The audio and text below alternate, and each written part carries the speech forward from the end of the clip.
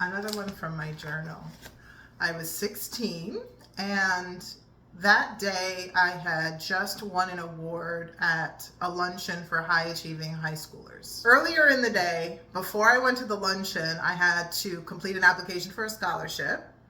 And then after the luncheon, I went to the library at SUNY Albany. Yes, I was conducting research as a high school student.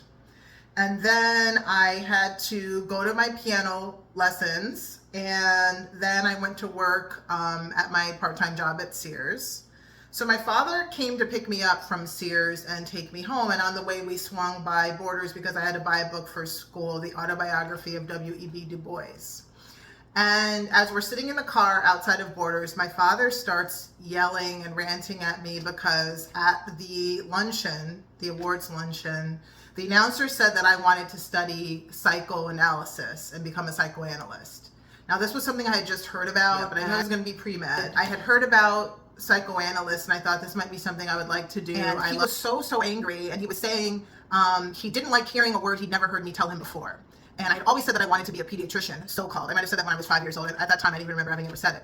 And he was just ranting and raving. I mean, I literally started crying. I had tears streaming down my face because I was so tired. I'd had this really, really long day. And I couldn't imagine that my dad was mad at me because I wanted to explore a new idea. And I write in my journal, clearly dissociated. I can't believe a father doesn't want a daughter to become who she wants to be. And my dad finishes screaming at me. I get out of the car. I go into Borders to get the book. And I'm $1 short. Keep in mind, I had a part-time job, so usually I have my own money. My dad refused to give me the extra $1 to get the book as my punishment.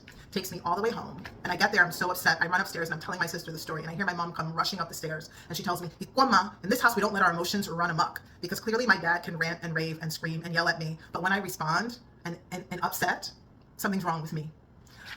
She says she's going to take me to Borders to get the book, and she's going to loan me money that I have to pay her back. And so we get in the car and she go and I get the book. I don't remember if I actually ever gave her money back, because it took me well into my adult years, like almost 30 years after this incident, to finally read that book, Adult Children of Emotionally Immature Parents, and to realize that it's not just the parent who's emotionally terrorizing you who's immature, it's also the parent who doesn't protect you.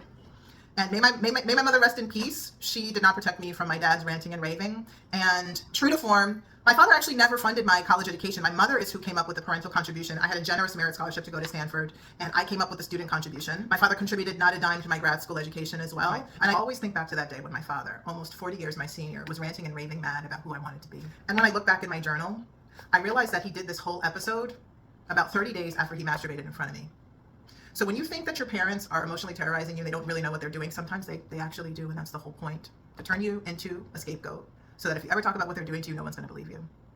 My name is Ikwa, and I'm healing in public.